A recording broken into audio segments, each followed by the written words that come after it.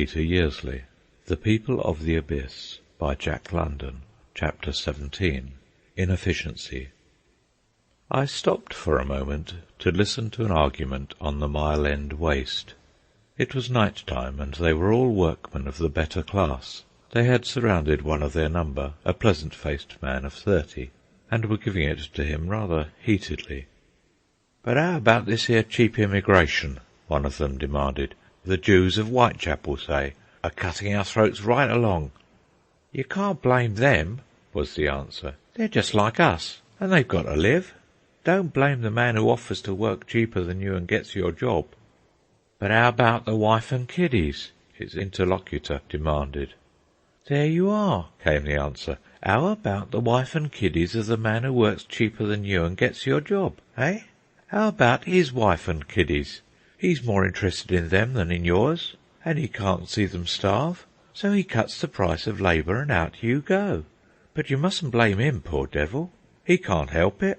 Wages always come down when two men are after the same job. That's the fault of competition, not of the man who cuts the price." "But wages don't come down where there's a union," the objection was made.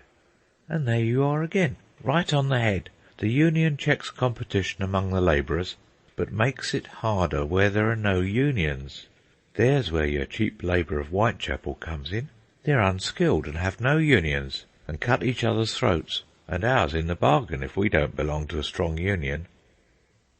Without going further into the argument, this man on the Mile End waste pointed the moral that when two men were after the one job, wages were bound to fall. Had he gone deeper into the matter, he would have found that even the union, say 20,000 strong, could not hold up wages if 20,000 idle men were trying to displace the union men. This is admirably instanced just now by the return and disbandment of the soldiers from South Africa. They find themselves by tens of thousands in desperate straits in the army of the unemployed. There is a general decline in wages throughout the land, which, giving rise to labour disputes and strikes, is taken advantage of by the unemployed, who gladly pick up the tools thrown down by the strikers. Sweating, starvation wages, armies of unemployed, and great numbers of the homeless and shelterless are inevitable when there are more men to do work than there is work for men to do. The men and women I have met upon the streets and in the spikes and pegs are not there because, as a mode of life, it may be considered a soft snap. I have sufficiently outlined the hardships they undergo to demonstrate that their existence is anything but soft. It is a matter of sober calculation here in England that it is softer to work for 20 shillings a week and have regular food and a bed at night than it is to walk the streets. The man who walks the streets suffers more and works harder for far less return. I have depicted the nights they spend, and how, driven in by physical exhaustion, they go to the casual ward for a rest-up. Nor is the casual ward a soft snap. To pick 4 pounds of oakum, break 1,200 weight of stones, or perform the most revolting tasks, in return for the miserable food and shelter they receive, is an unqualified extravagance on the part of the men who are guilty of it. On the part of the authorities it is sheer robbery. They give the men far less for their labour than do the capitalistic employers. The wage for the same amount of labour performed for a private employer would buy them better beds, better food, more good cheer, and, above all, greater freedom. As I say, it is an extravagance for a man to patronise a casual ward, and that they know it themselves is shown by the way these men shun it till driven in by physical exhaustion. Then why do they do it? Not because they're discouraged workers. The very opposite is true. They are discouraged vagabonds. In the United States, the tramp is almost invariably a discouraged worker. He finds tramping a softer mode of life than working.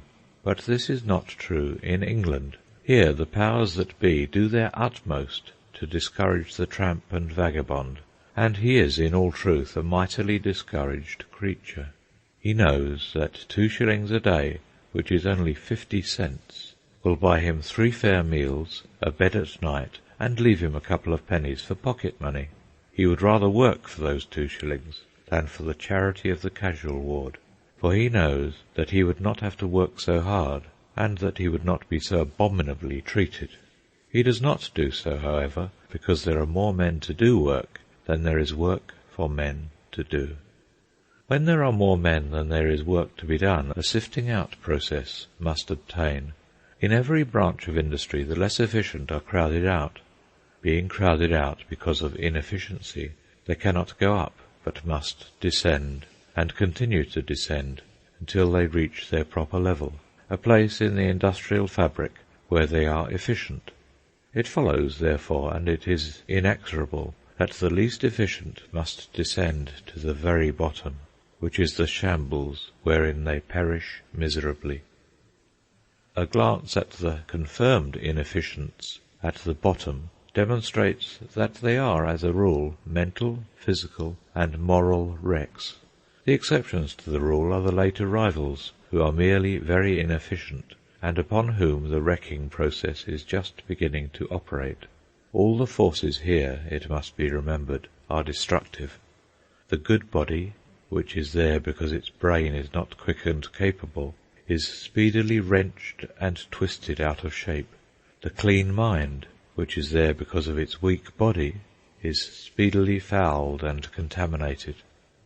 The mortality is excessive, but even then they die far too lingering deaths. Here, then, we have the construction of the abyss and the shambles. Throughout the whole industrial fabric, a constant elimination is going on. The inefficient are weeded out and flung downward. Various things constitute inefficiency. The engineer who is irregular or irresponsible will sink down until he finds his place, say as a casual labourer, an occupation irregular in its very nature, and in which there is little or no responsibility.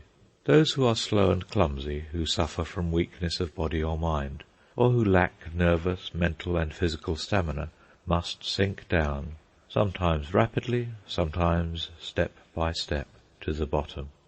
Accident, by disabling an efficient worker, will make him inefficient, and down he must go.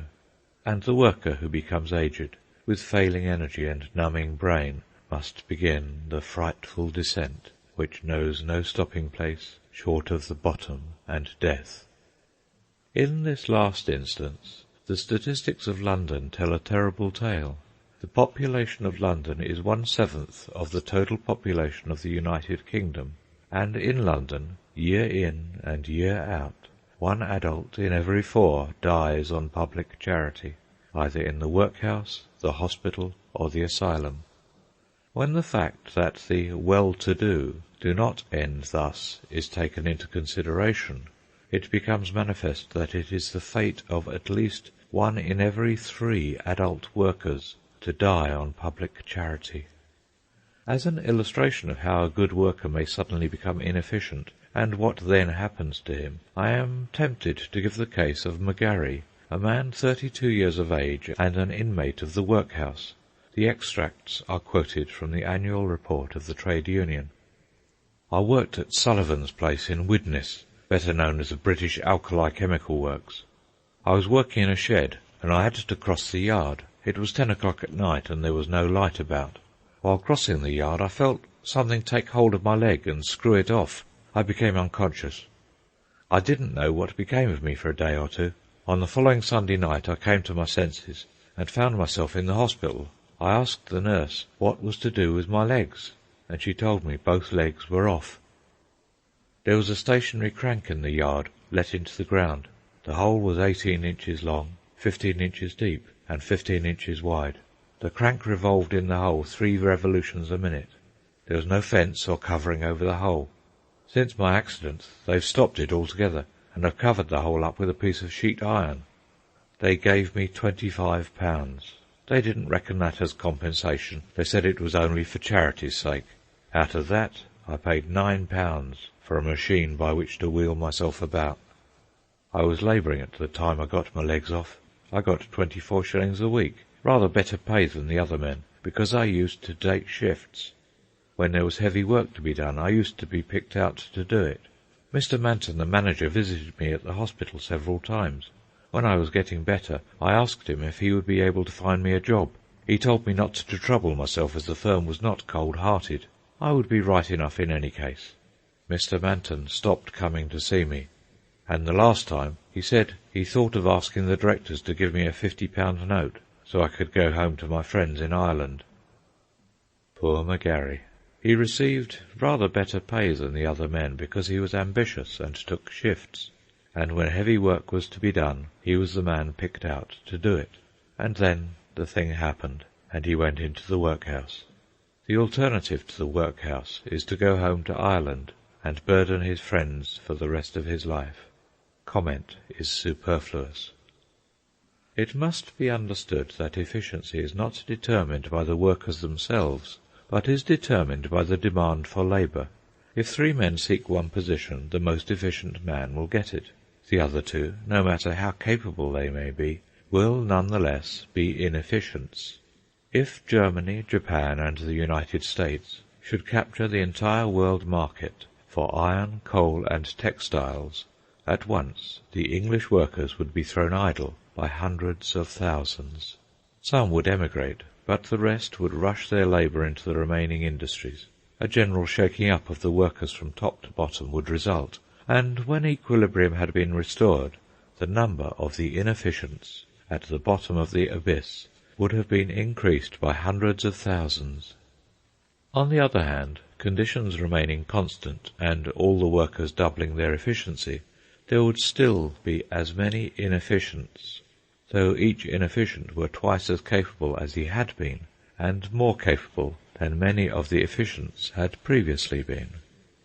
When there are more men to work than there is work for men to do, just as many men as are in excess of work will be inefficients, and as inefficients they are doomed to lingering and painful destruction. It shall be the aim of future chapters to show by their work and manner of living not only how the inefficients are weeded out and destroyed, but to show how inefficients are being constantly and wantonly created by the forces of industrial society as it exists today. End of chapter 17.